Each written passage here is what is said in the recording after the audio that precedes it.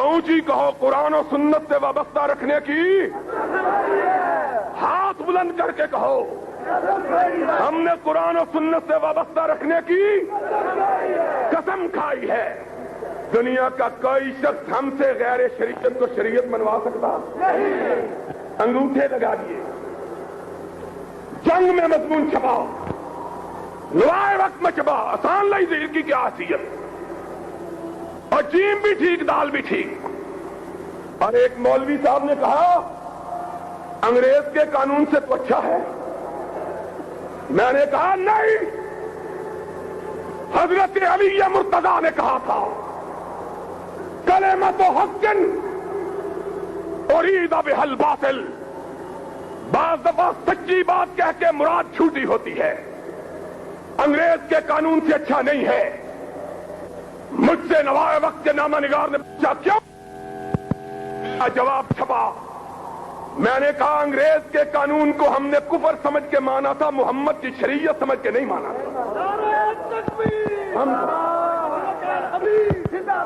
ہم کو آج غیر شریعت کو شریعت منوانا، اور پھر ان فقیروں کی بات رنگ لائی اور ہم مسکرائے کہ کیا عشق نے سمجھا ہے اور کیا حسن نے جانا ہے، ہم خاک نشینوں کی ٹھوکر میں زمانہ ہے۔ بڑی بڑی جماعتیں بسمل کی طرح تڑپ رہی تھی، کہہ رہے تھے بیڑا غرق ہو گیا ہے۔ استطان لائی ظہیر نے تلپٹ کر دیا، پھر جواب ملا کوئی نہیں، ہم نے جلسے کیے، پاکستان کی ایک آدھ جماعت کو چھوڑ کر کسی جماعت کا اتنا بڑا جلسہ نہیں، اور جلسے ہوں گے۔ اور بولا جلسے، اونچی بولا جلسے، جلسے انشاءاللہ اہل حدیث کی قوت منوائی جائے گی۔ مانے، پھر بورڈ بیٹھا، اب پھر بددیانتی برتی گئی ہے۔ ہم سے اسی لیے ناراض ہیں،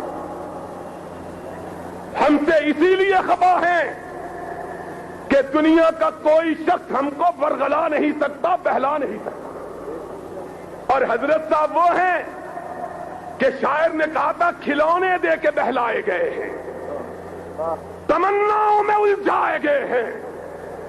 میں نے کہا ہزار دام سے نکلا ہوں ایک جنبش میں، جسے غرور ہو آئے کرے شکار مجھے۔ ان پڑھ لوگ بیٹھے، نہ اصول حدیث سے واقف، نہ اصول فقہ سے واقف، اور میری بات کا غصہ نہ کرنا، نہ اصول اسلام سے واقف۔ وگرنہ لوگوں، اہل حدیثوں تم بھی سنو، اور میرے یار جو میری تقریر سننے آئے ہیں وہ بھی سنے۔ مجھے بتلاؤ، تمہیں کبریا کی قسم ہے، تمہیں ذات خدا کی قسم ہے، اور قرآن و سنت کا معنی بھی کسی کو آتا ہے کہ نہیں؟ اور بولو قرآن کا پتہ ہے کس کو کہتے ہیں، سنت کا پتہ ہے کہ نہیں؟ یہ جید علماء، ان کو قرآن و سنت کا علم نہیں ہے۔ کیوں؟ نیا ترمیمی بل جو پاس کیا، اس میں کیا لکھا؟ اس میں لکھا ہماری یلغار پہ، ہماری للکار پہ، اس پہ لکھا شریعت قرآن و سنت کا نام ہے، اور نیچے لکھا توضیح، نیچے لکھا توضیح، وضاحت۔ اور بتلاؤ قرآن و سنت کا معنی سمجھنے کے لیے وضاحت کی ضرورت ہے؟ بچے کو بھی بتاؤ، جو بچہ مسلمانوں کے گھر پیدا ہوتا ہے اس کو بھی معلوم ہے قرآن کس کو کہتے ہیں، سنت کس کو کہتے ہیں۔ لیکن لوگ بڑے دل فریب نعرے لے کے آئے، اور جانتے ہیں یہ قوم نعروں پہ بڑی الجھتی اور بڑی جلدی لک جاتی ہے۔ چین دال کا بدلہ توضیح کے عنوان سے 1 2 3 4 میں وہی غیر معصوم کی بات کو شریعت بنانے کی سازش کی جو پہلے بل میں موجود تھی۔ کہا قرآن و سنت کی توسیع کیا ہے؟ قرآن و سنت کے سمجھنے کے لیے خلفائے راشدین کی سنت نمبر 1 ٹھیک ہے. اہل بیت اعظام. کون اہل بیت اعظام؟ شیعوں کو خوش کرنے کے لیے کہا گیا کہ تشریح کے اندر نمبر 2 قرآن سمجھنے کے لیے اہل بیت اعظام کی ضرورت ہے. تیسری بات کہی گئی اجماع امت کی ضرورت ہے. اور جانتے ہو اجماع امت کسے کہتے ہیں؟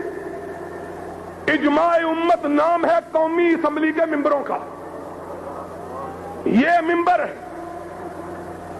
جن بیچاروں کو الف کا نام کوکا بھی نہیں آتا، ان کو کہتے ہیں یہ اگر کوئی چیز کہہ دے تو یہ بھی کتاب و سنت ہے. چوتھی بات وہی کہی جو پہلے کہی تھی کہ مسلمہ فقہا اور مجتہدین کی آراء.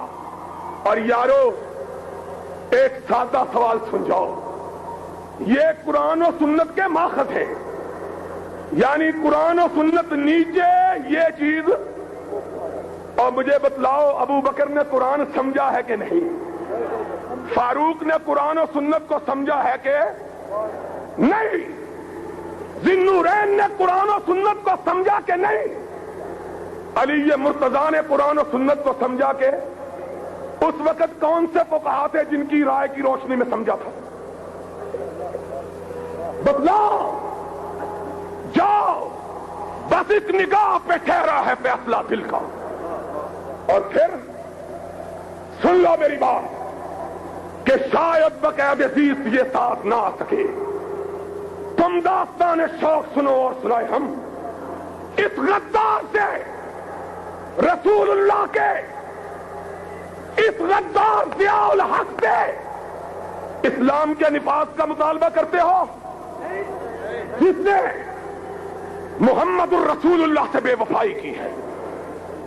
اور محمد الرسول اللہ صلی اللہ علیہ وسلم اس ملک میں قرآن نافذ کرنے کے لیے آیا، اپنا فرمان نافذ کرنے کے لیے آیا.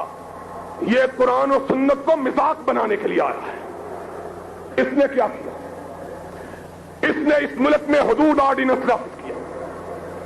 کہا چوری کی سزا ہاتھ کٹیں گے، زنا کی سنسار ہوگی، شرابی کو درے مارے جائیں گے، تہمت پر سزا ملے گی. اور ظالمات سن لو، اعلان کیا. کتنے بھولے لوگ ہو، اس سے مانتے ہیں شریعت بل، اس سے مانتے ہو. اور وہ مولوی بھی مانتا ہے جو اس صدر کے ہاتھ کو بوسہ دے کے آیا تھا، مانگتا ہے شریعت بل. اس نے اعلان کیا اور کملی والے کے قانون کا مذاق اڑایا. کملی والے نے جب حدود اللہ کو نافذ کیا اور مدینے کی سلطنت میں جرم کوئی باقی نہ رہا. آج پاکستان جرائمستان بن چکا ہے. ضیاء الحق نے اس ملک کی جڑوں کو کھوکھلا کر دیا ہے. کوئی قانون نہیں، غنڈہ گردی اور چیزیں. لیکن ذرا حدود کی داستان سنو. سب سے بڑی حد ہے زنا کی، بے شرمی کی انتہا. اور سی آئی ڈی والوں لکھو، اپنے آقا کو جا کے سناؤ. نعرہ تکبیر، علامہ خان لائیوی، جاؤ اس کو جا کے سناؤ. تو جھوٹا تھا، بددیانت تھا. زنا کی سزا مقرر کی، زنا کے اڈے کھلے رکھے. سارے ملک میں گناہ کے بازاروں کو لائسنس حاصل ہے. ابھی پچھلے دنوں 1.5 ہفتہ پہلے لاہور ہائی کورٹ میں پنجاب کی ایک بستی کی طوائفوں نے رٹ دائر کی ہے کہ ہمارے ساہیوال نے، پنجاب کا یہ نا مجھے نہیں پتا ہے، ساہیوال کی طوائفوں نے رٹ دائر کی کہ ہمارے علاقے میں تھانہ قائم کر کے ہمارے گاہکوں کو ڈرایا جا رہا ہے. ہائی کورٹ نے ان کی رٹ قبول کی. کیوں؟ اس لیے کہ اس منافق نے نام اور لیا، کام اور کیا. نام اور لیا اور کام. طوائفیں کھلی اور شیخ سعدی ہائے کم وقت تو کس وقت یاد آیا ہے؟ اس نے کہا تھا ایک دفعہ میں رات کے وقت ایک شخص نے سب کیا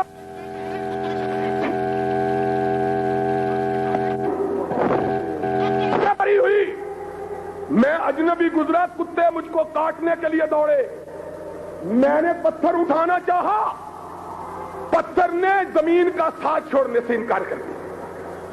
کہنے لگے شیخ سعدی اللہ تیری عجب قدرت، یہ عجیب بستی کہ کتے کھلے ہوئے پتھر بندھے ہوئے، کتے کھلے ہوئے اور پتھر.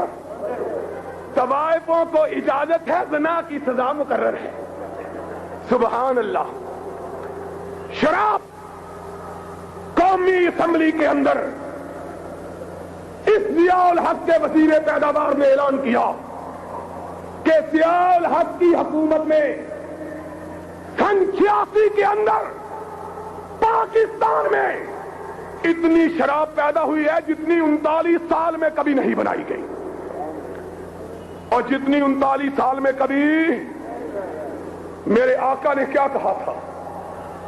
منافق کی 3 نشانیاں. اذا حدث کذب، جب بات کرتا ہے تو جھوٹ بولتا ہے، جب وعدہ کرتا ہے تو وعدے کی. اس نے تو کعبے کا غلاف تھام کے وعدہ کیا تھا. 90 دن، اب 9 سال بھی گزر گئے، اب بھی ہماری جان چھوڑنے کے لیے تیار. پھر اس نے کیا کیا؟ زکات و عشر کا قانون نافذ کیا. پتہ ہے کہ نہیں؟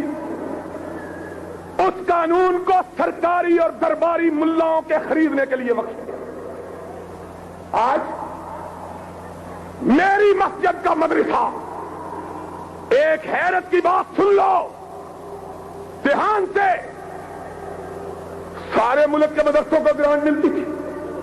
میری اپنی مسجد تو ہے نہیں، میرے باپ کی نہیں، میرے دادا کی نہیں. میں تو وہاں جمعہ بھی مفت پڑھاتا ہوں. وہاں 80,000 روپیہ سالانہ دیتے تھے. جب پتا چلا امیر المومنین کو کہ یہ احسان اللہ ظہیر کی مسجد ہے، کہنے لگا زکات بند کر دو مدرسے کی، یا اس کو کہو حق کہنا چھوڑ دے. اور میں نے کہا جاہل، اور تجھ کو سمجھ ہی نہیں آئی، تو نے ہم کو جانا ہی نہیں. کعبے کے رب کی قسم، یہ 80,000 کیا ہے؟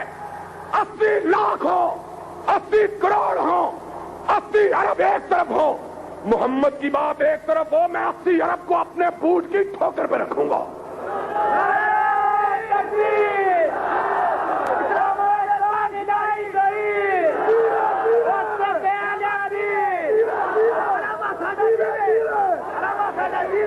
سنو،